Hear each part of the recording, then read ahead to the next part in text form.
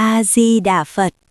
Thưa quý vị, có bao giờ giữa những bộn bề của cuộc sống, lòng ta tự hỏi về cõi an vui, về miền đất tịnh độ mà kinh sách vẫn thường hay nhắc đến?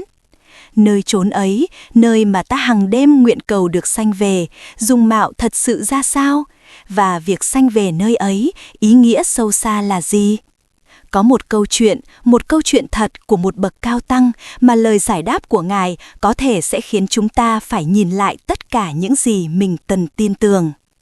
Chuyện kể rằng, vào một ngày tháng Chạp mùa đông năm 1939, tiết trời lạnh đến cắt da cắt thịt, tuyết rơi trắng xóa cả ngọn Vân Môn, bao trùm lên vạn vật, từ cây cối đến mái chùa cổ tự. Giữa cái giá rét ấy, tiếng chuông chùa Đại Giác vẫn ngân vang, trầm hùng. Bấy giờ, từ trong thiền đường tĩnh lặng, một vị lão thiền sư chậm rãi bước ra. Ngài đã tròn 100 tuổi. Dáng đi của Ngài có phần chậm rãi theo năm tháng, nhưng đôi mắt lại sáng một cách lạ thường. Ngài chính là Hòa Thượng Hư Vân, một bậc chân tu được người đời kính ngưỡng. Ngài vừa trải qua 7 ngày 7 đêm nhập định sâu, không ăn, không uống, không một lời nói. Bên ngoài, mấy trăm vị tăng trong chùa đã cùng kính quỳ đợi từ lúc trời còn chưa tỏ. Họ chờ đợi để được nghe lời khai thị của Ngài, bởi lẽ không một ai biết được trong 7 ngày tĩnh tọa ấy, Ngài đã đi đâu, đã chứng kiến những gì. Người ta chỉ biết một điều rằng, trước khi nhập thất, Ngài đã dặn dò. Lần này ta ngồi, một là sẽ thấy được sự thật, hai là có thể ta sẽ ra đi mãi mãi. Hòa Thượng Hư Vân đưa mắt nhìn một lượt các đệ tử đang thành kính phủ phục trước mặt. Đôi mắt 100 năm tuổi của Ngài trong vắt và sâu thẳm. Môi Ngài khẽ mấp máy, dường như một điều bí mật sắp được tỏ bày. Ngài cất tiếng, giọng có phần khàn nhưng vẫn rất rõ ràng. Các vị học trò của tôi ơi, 7 ngày qua tôi đã đi đến một cái nơi mà quý vị ngày đêm nhắc tới, ngày đêm ao ước được tới. Mọi người nín thở. Chẳng lẽ Ngài đã thực sự dùng tâm lực của mình để du hành đến cõi Tây Phương Cực Lạc rồi sao? Ngài ngưng lại một chút rồi nói tiếp.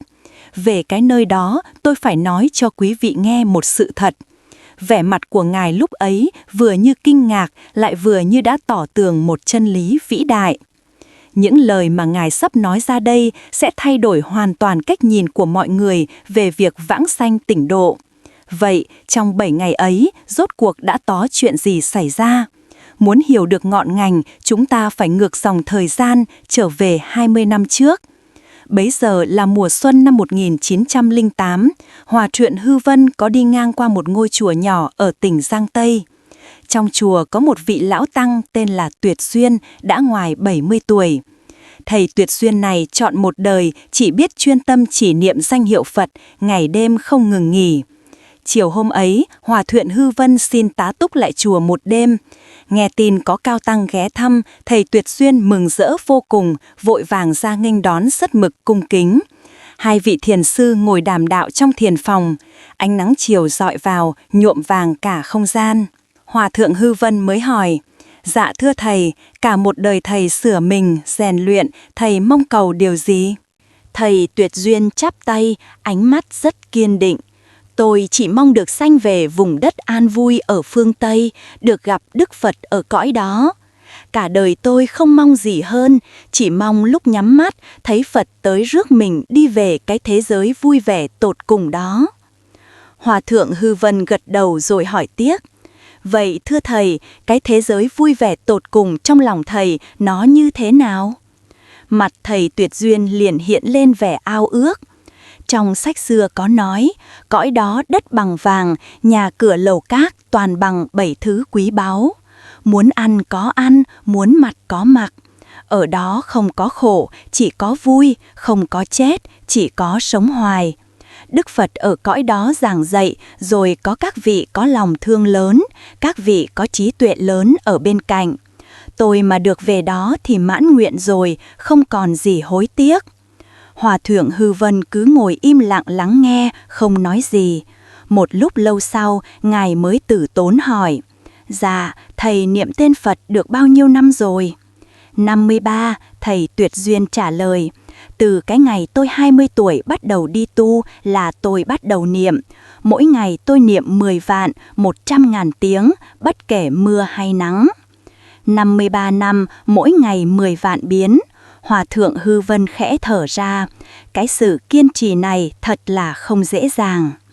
Thầy Tuyệt Duyên lắc đầu. Cũng không đáng gì đâu. Tôi nghe nói có người niệm 30 năm đã được sanh về. Có người niệm có 3 ngày đã thấy Phật tới rước.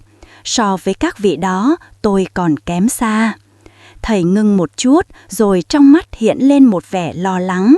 Chỉ có điều trong lòng tôi có một cái thắc mắc mà tôi không dám nói với ai. Thầy cứ nói, Hòa thượng Hư Vân nói. Thầy Tuyệt Duyên ngần ngừ một lát rồi mới nói nhỏ. Tôi niệm tên Phật bao nhiêu năm nay mà tôi chưa bao giờ cảm thấy được một cái sự gia trì, một cái linh ứng nào hết. Người ta nói niệm lâu sẽ thấy ánh sáng, sẽ thấy mùi thơm hoặc là nằm mơ thấy Phật mà tôi không thấy gì hết. Nhiều khi tôi nghĩ hay là cái vướng mắc của tôi nó nặng quá rồi, tôi không có cách nào được sanh về nơi đó. Nói đến đây, vị lão tăng 70 tuổi vành mắt đỏ lên. Hòa thượng Hư Vân nhìn thầy ấy, trong lòng dâng lên một niềm trắc ẩn.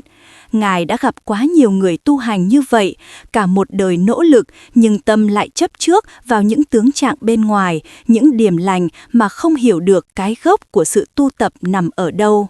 Hòa thượng Hư Vân mới từ từ nói, thầy ơi, thầy niệm tên Phật là để được sanh về cõi đó, nhưng thầy có biết mình sanh về cõi đó để làm gì không? Thầy Tuyệt Duyên ngơ ngác, thì để thoát khỏi cái vòng luẩn quẩn khổ đau này, không còn bị khổ nữa. Vậy sau khi thoát khỏi cái vòng luẩn quẩn đó rồi thì sao nữa? Thì mình ở bên cõi đó, mình hưởng phước, mình nghe Phật dạy. Hòa thượng Hư Vân không hỏi nữa. Ngài biết có những điều bây giờ mình nói ra thầy ấy cũng chưa chắc đã thấu triệt. Căn cơ mỗi người mỗi khác, pháp môn tu tập cũng cần khác nhau. Vị thầy này có thể kiên trì niệm Phật 53 năm đã là một sự nỗ lực phi thường. Đêm đó, Hòa thượng Hư Vân tĩnh tọa trong phòng. Đến nửa đêm, Ngài bỗng nghe phòng bên cạnh có tiếng niệm Phật. Tiếng niệm già nua, bi thiết, mang một nỗi niềm tuyệt vọng. Hòa thượng Hư Vân thở dài. Ngài hiểu cả cuộc đời thầy Tuyệt Duyên là đang đuổi theo một cõi an vui mà thầy nghĩ rằng nó hữu hình. Nhưng cõi ấy có thật sự giống như thầy tưởng tượng không?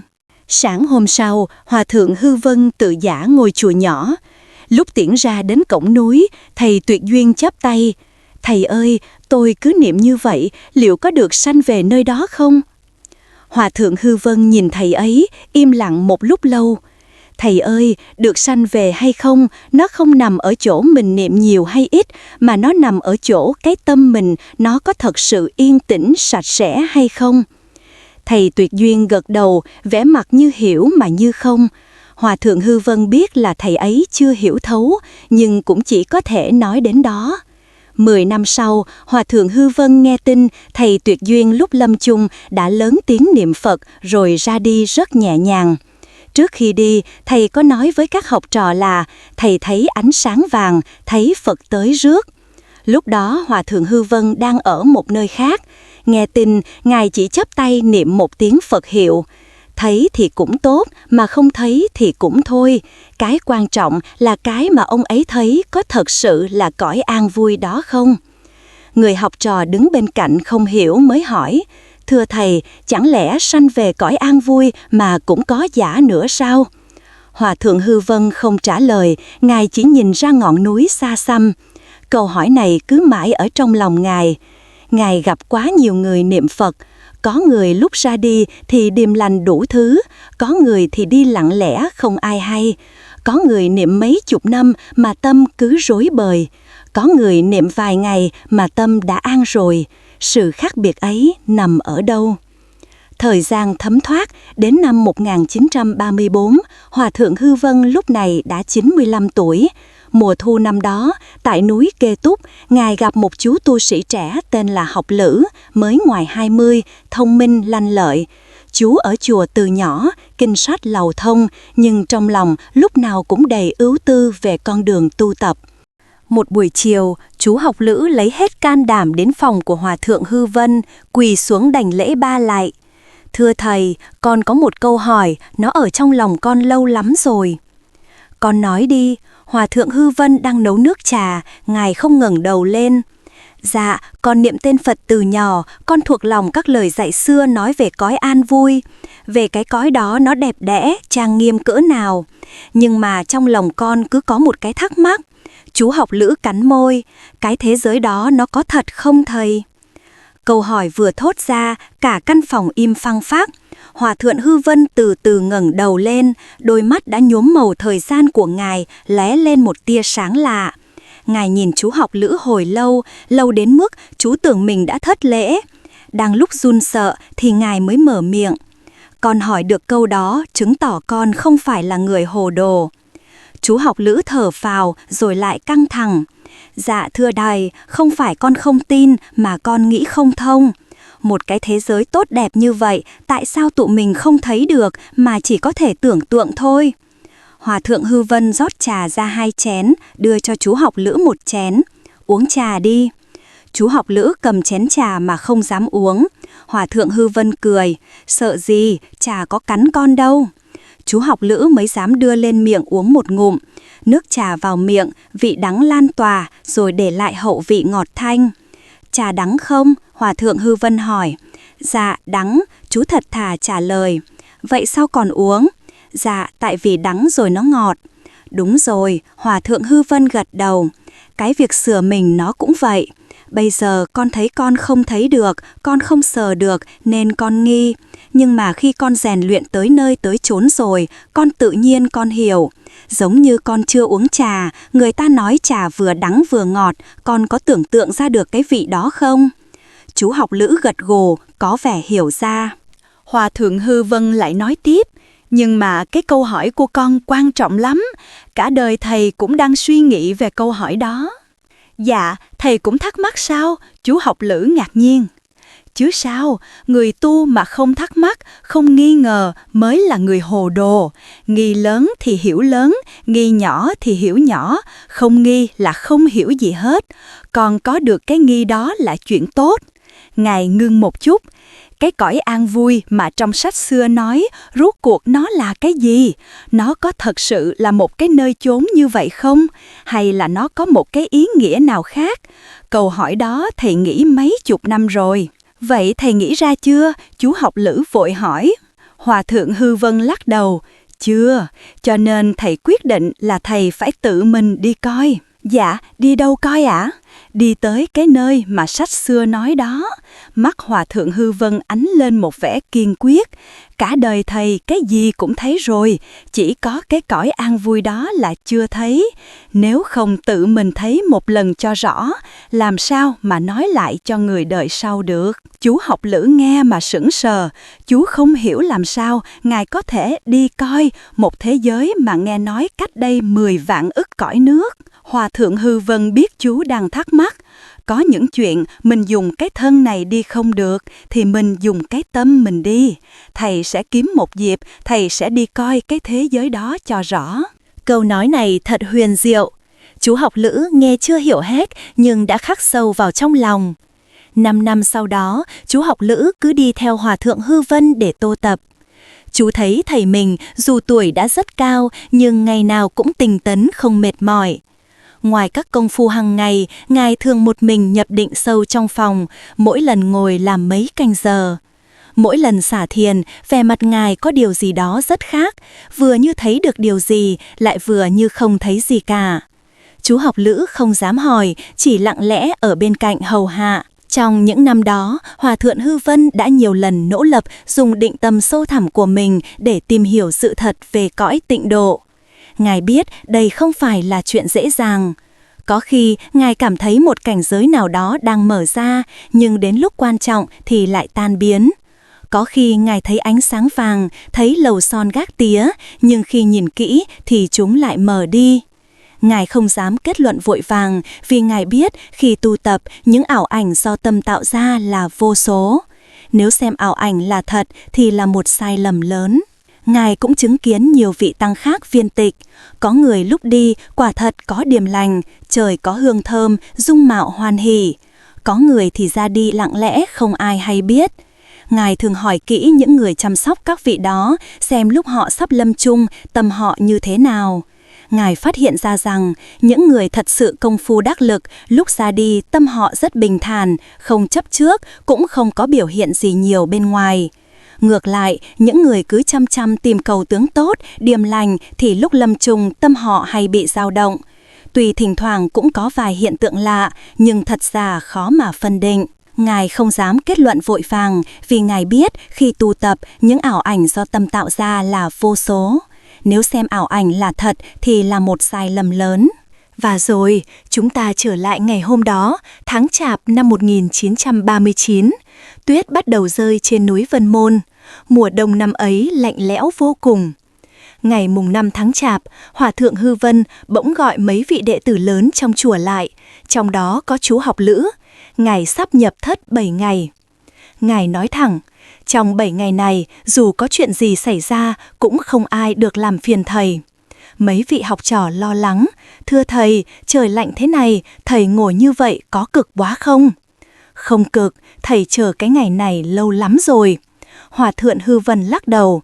Ngài dặn tiếp, quý vị nhớ, nếu 7 ngày sau mà thầy chưa ra, thì cứ theo lời thầy dặn hàng ngày mà làm.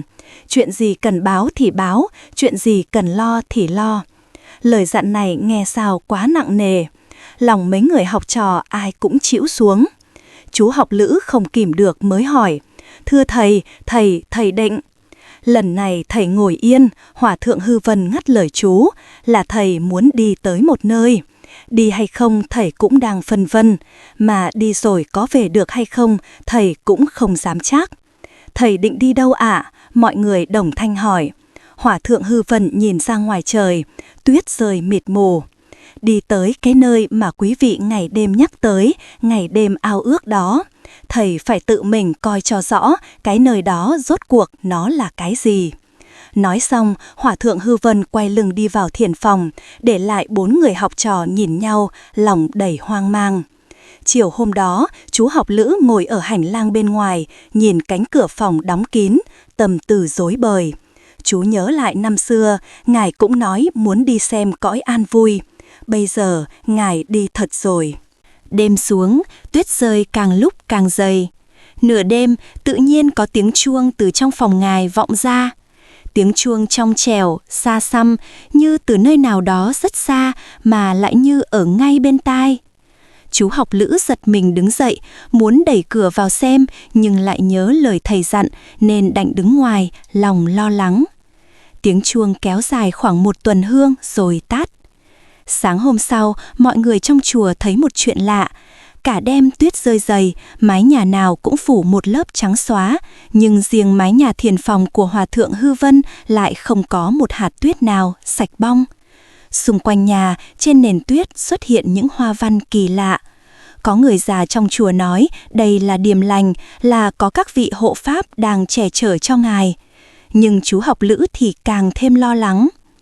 Ngày thứ 3, có người nói nửa đêm nghe trong phòng Ngài có tiếng tụng kinh, âm thanh hùng tráng, trang nghiêm như cả ngàn người cùng hợp xướng.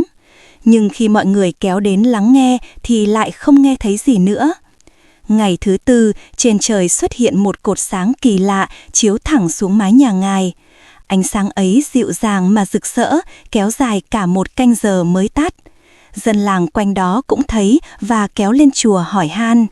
Ngày thứ 5, một con hạc trắng bay đến đậu trên nóc nhà Ngài. Nó kêu 3 tiếng rồi bay về hướng Tây. Mấy vị lão tăng nói, đây là sứ giả từ phương Tây tới, là điềm lành báo hiệu sự tiếp dẫn. Chú Học Lữ nghe vậy thì hoảng hốt, chú không muốn tin là thầy mình sẽ ra đi mãi mãi. Chiều ngày thứ 6, chú Học Lữ chịu không nổi nữa, chú quỳ xuống trước cửa phòng. Thầy ơi, thầy có nghe con nói không? Thầy cho con một dấu hiệu là thầy vẫn ổn đi thầy. Chú vừa dứt lời, cửa sổ phòng Ngài tự nhiên hé ra một chút. Một làn gió mát từ trong đó thổi ra, mang theo một mùi hương thanh khiết lạ thường, làm lòng người nhẹ bẫng. Chú Học Lữ mừng rỡ, chú biết là thầy vẫn còn đó và thầy vẫn ổn. Sáng ngày thứ 7, trời vừa hừng đông, tất cả mọi người trong chùa, không ai bảo ai, đều tự động tập trung ra sân, đứng trước cửa phòng Ngài. Không một lời thông báo, không một sự tổ chức, nhưng ai cũng cảm nhận được hôm nay sẽ có chuyện trọng đại xảy ra. Tiếng chuông chùa buổi sáng ngân lên, tia nắng đầu tiên chiếu vào cánh cửa phòng. Cánh cửa từ từ mở ra. Hòa thượng Hư Vân chậm rãi bước ra. Dáng đi của ngài có phần chậm rãi của tuổi già, nhưng tinh thần lại minh mẫn lạ thường. Đôi mắt ngài trong như nước, sâu như biển, như thể ngài vừa chứng kiến một bí mật kinh thiên động địa. Mọi người đồng thanh niệm danh hiệu Đức Phật. Hòa thượng Hư Vông giơ tay lên ra hiệu cho mọi người im lặng. Ngài nhìn một lượt, cuối cùng dừng lại ở chú học lữ. Ngài khẽ gật đầu. 7 ngày qua, giọng ngài khàn mà vang vọng. Tôi đúng là đã đi tới một nơi. Cả sân chùa im phăng phắc, ai nấy đều nín thở. Cái nơi đó, Hòa thượng Hư Vân ngưng lại, chính là cái nơi mà quý vị ngày đêm nhắc tới, ngày đêm ao ước, vùng đất an vui ở phương Tây.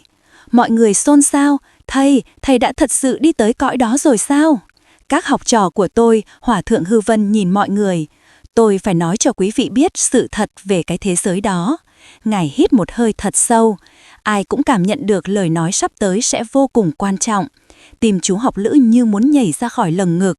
5 năm trước, ngài nói muốn đi xem, bây giờ ngài đã xem xong rồi. Vậy thế giới đó như thế nào? Có thật sự là đất vàng nhà ngọc không? Hòa thượng Hư Vân từ từ mở miệng, từng chữ một rõ ràng, mạnh mẽ. Về cái cõi an vui đó, tôi phải nói cho quý vị biết một điều. Tất cả mọi người nín thở, tĩnh lặng đến mức một cây kim rơi xuống đất cũng có thể nghe thấy. Ánh nắng ban mai chiếu lên gương mặt già nua của ngài. Cái cõi an vui đó, giọng ngài vang lên trong không khí buổi sáng. Nó hoàn toàn không giống như quý vị nghĩ đâu. Mọi người bắt đầu xôn xao. Có người không hiểu, có người sửng sốt, có người không tin. Hòa thượng Hư Vân giơ tay lên ra hiệu im lặng. Khi tôi ngồi yên sâu, ngài chậm rãi nói, tôi đúng là đã tới một cái trạng thái. Ở đó có ánh sáng, có sự đẹp đẽ, có sự yên tĩnh không thể tả được. Thế nhưng nó không phải là cái nơi đất bằng vàng, nhà bằng ngọc mà quý vị tưởng tượng. Chú học lữ không kìm được, thưa thầy, vậy nó như thế nào ạ? Hòa thượng Hư Vân im lặng một lát. Nơi đó có tất cả mà cũng không có gì cả. Nói là có vì nó thật sự tồn tại. Nói là không có vì nó không phải là cái kiểu tồn tại vật chất mà quý vị hay nghĩ.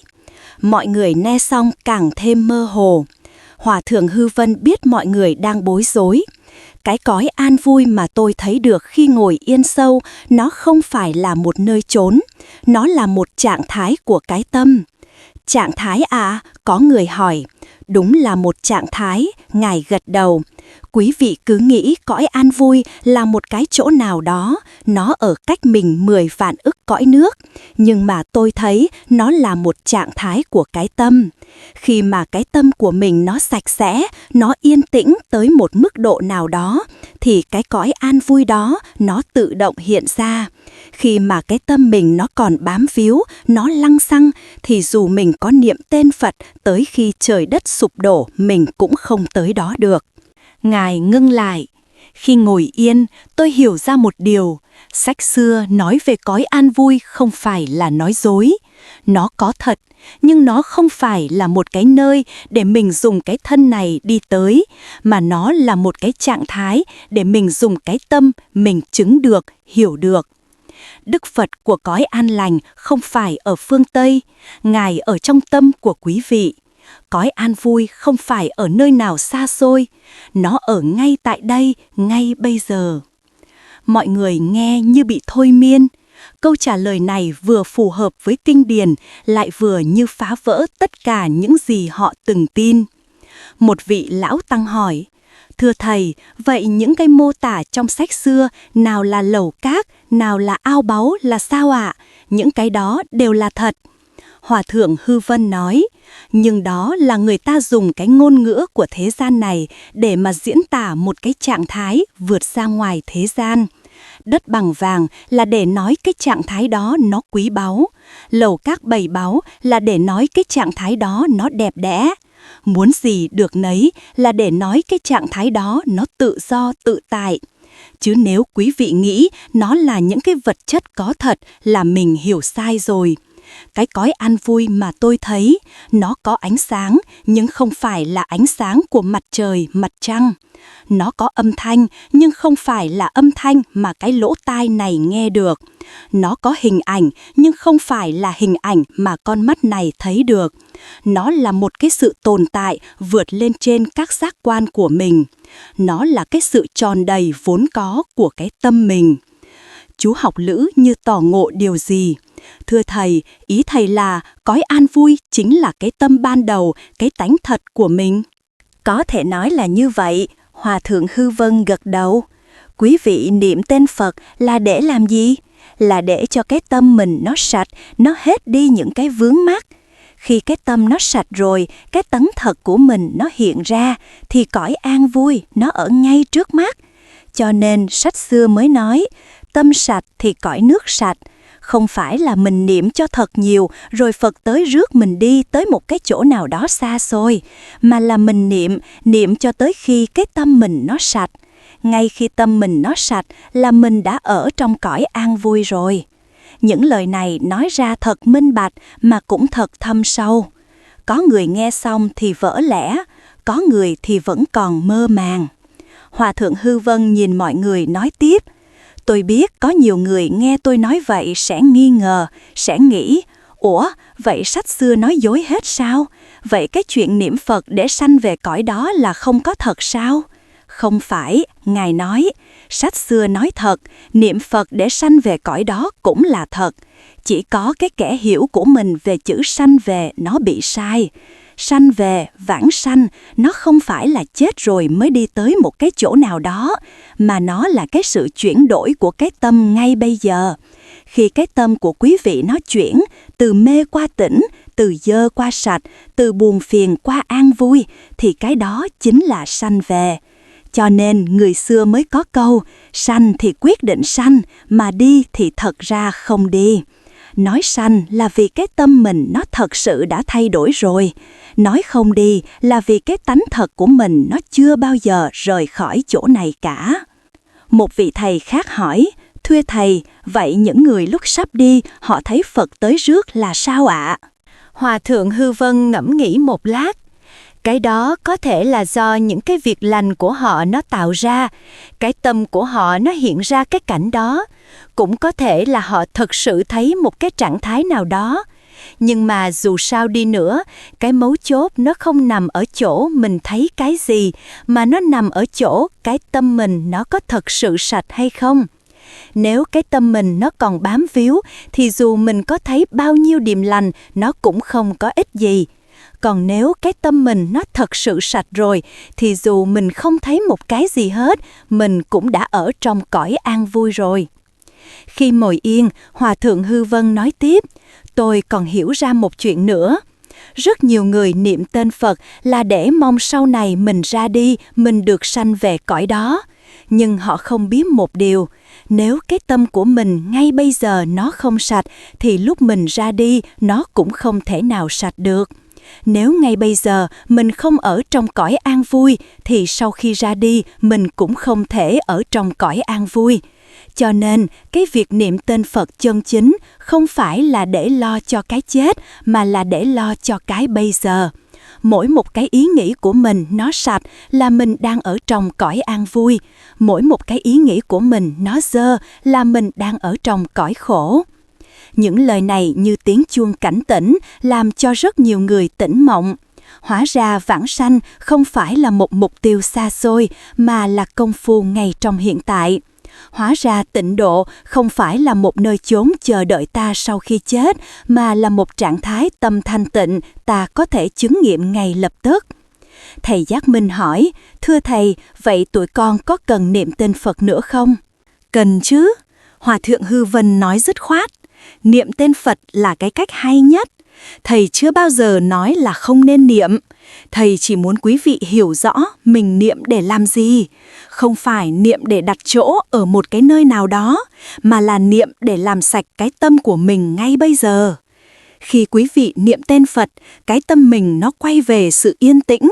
Đó là đang xây dựng cái cõi an vui của mình. Khi quý vị niệm tên Phật mà cái tâm mình nó cứ nghĩ chuyện tào lao thì đó là mình đang xây cái khổ.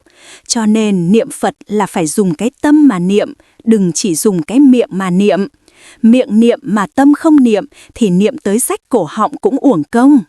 Khi cái tâm mình niệm Phật thì cái tâm mình chính là Phật. Khi tâm là Phật thì ngay lúc đó chính là cõi an vui.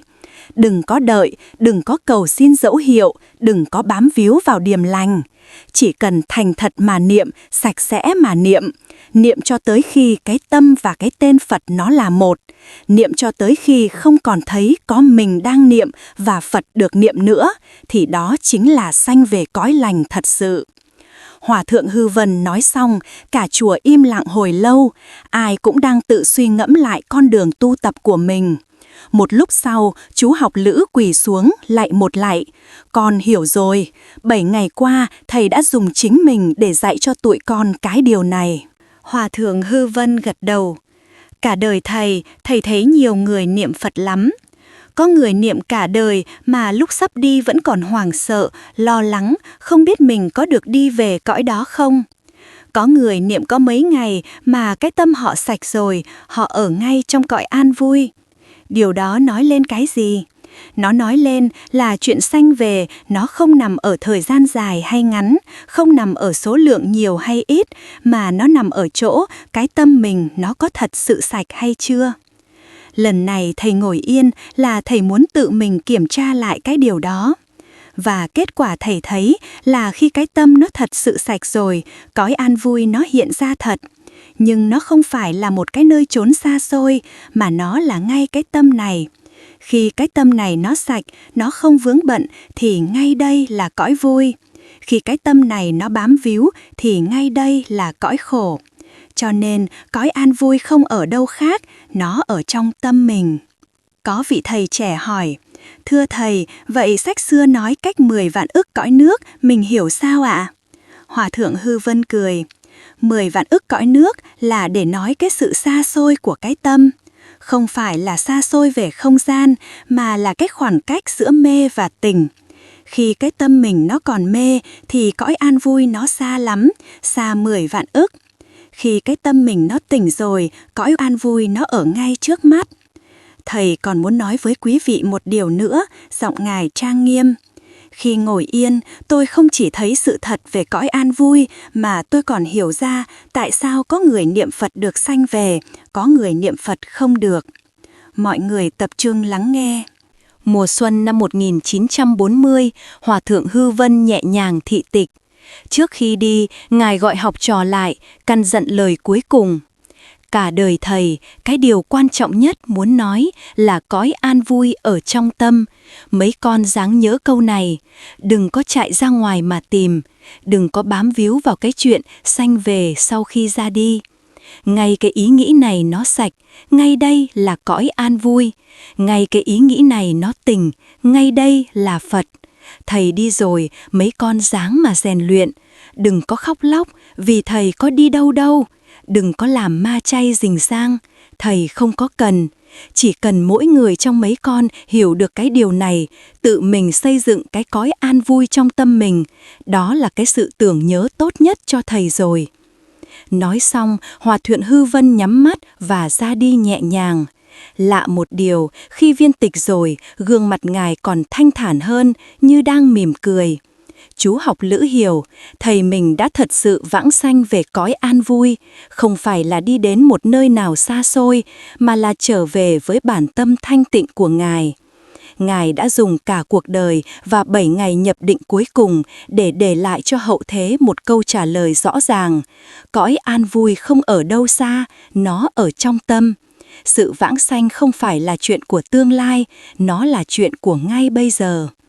Nhiều năm sau này, khi chú học Lữ cũng đã trở thành một bậc trưởng lão, mỗi khi có ai hỏi về chuyện tịnh độ, thầy đều kể lại câu chuyện của Hòa thượng Hư Vân.